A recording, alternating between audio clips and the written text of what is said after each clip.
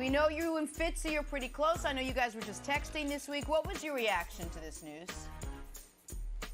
Oh, just devastated. I felt like I was going to make the playoffs. I felt like I was entering into a Week 17 game, similar to what happened in 2015. Coach, let me give you a little background. So 2015, get traded from the Chicago Bears to the New York Jets. Geno Smith was our quarterback. We thought we had a chance, and I don't know why we believed, but we thought like, oh, we could potentially do something. But it was a long shot. So anyways, we're getting ready for our home opener, the first game of the season. A guy comes in the locker room, smacks Geno Smith in the face, breaks his jaw.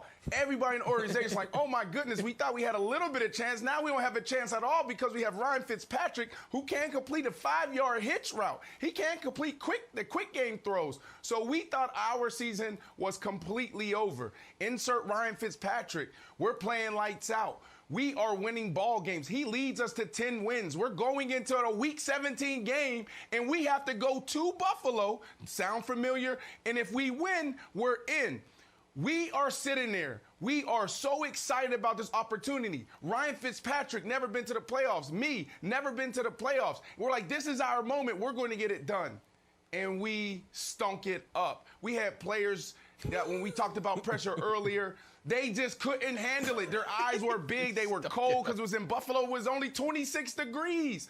So after the game, Ryan Fitzpatrick comes up to me as I'm sitting in my locker, and he's literally in tears, and I'm in tears, and we're just grown men crying like, oh, my goodness. So Ryan texts me Monday, Coach, and he's like, Brandon, you are the only person in the world that understands how I feel right now. I am going to Buffalo, and I want an opportunity to redeem us. So now all of a sudden COVID hits. So it's devastating. I'm actually texting him right now this morning. He has no symptoms. He feels great. His family is negative, and now he has to sit at home. So, Coach, it is absolutely brutal for my guy Fitzmagic because I honestly thought this was that game where he can get the Miami Dolphins over the hump and potentially make some noise in the postseason.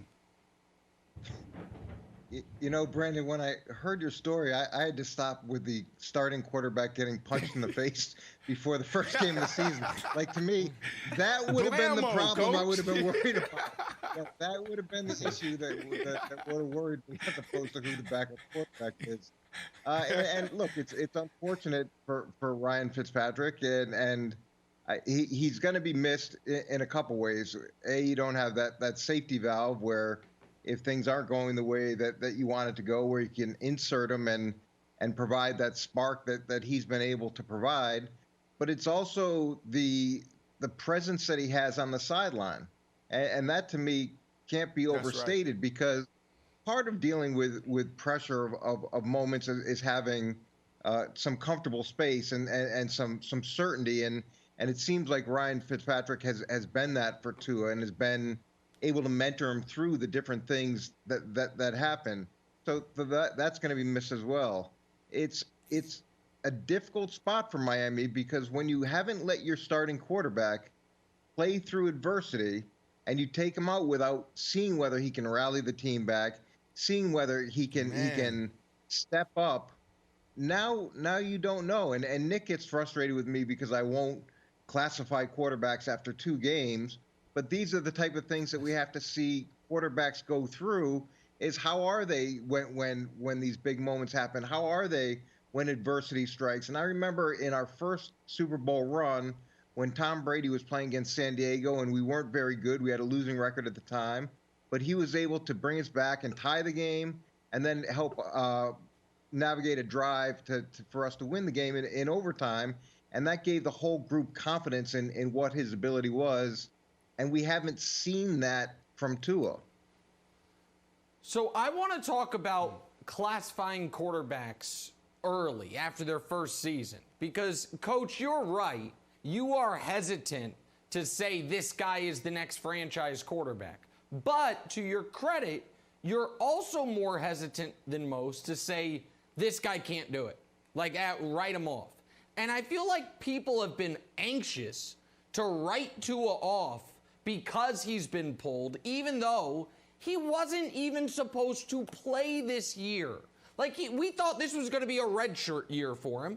He has had some really good games, played well against Arizona. I thought he played well against the Chiefs, even though he threw the one pick.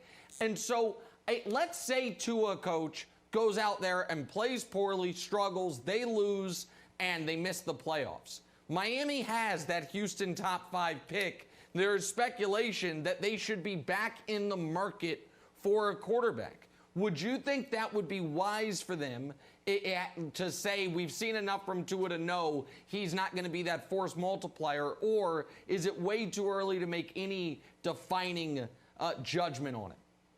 It's way too early. And when you look at his numbers, he's protected the football. His interception touchdown ratio is outstanding.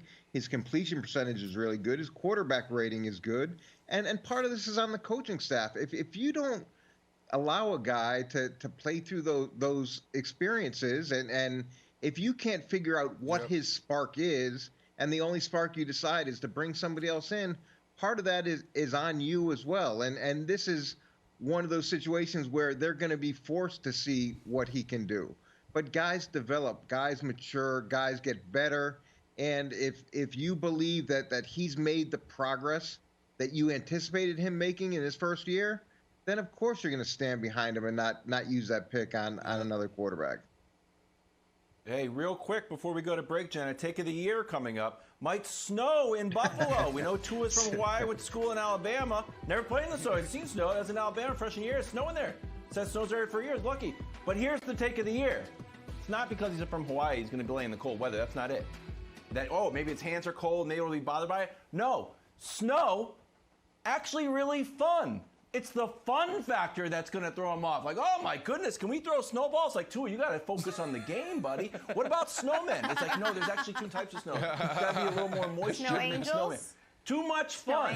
He's seen the guy, Patriots, making snow angels. Too much fun. It's going to be too big of a distraction. Not going to affect his play. Going to affect him mentally. Too much fun, Jenna. Take of the year from Wilds. Kevin Wilds. I was going to make fun, but it's actually a good take. Thanks for watching. Subscribe here to get the latest from the show. Also, be sure to check out more of the best clips from First Things First, or go watch a few segments from our other shows on FS1.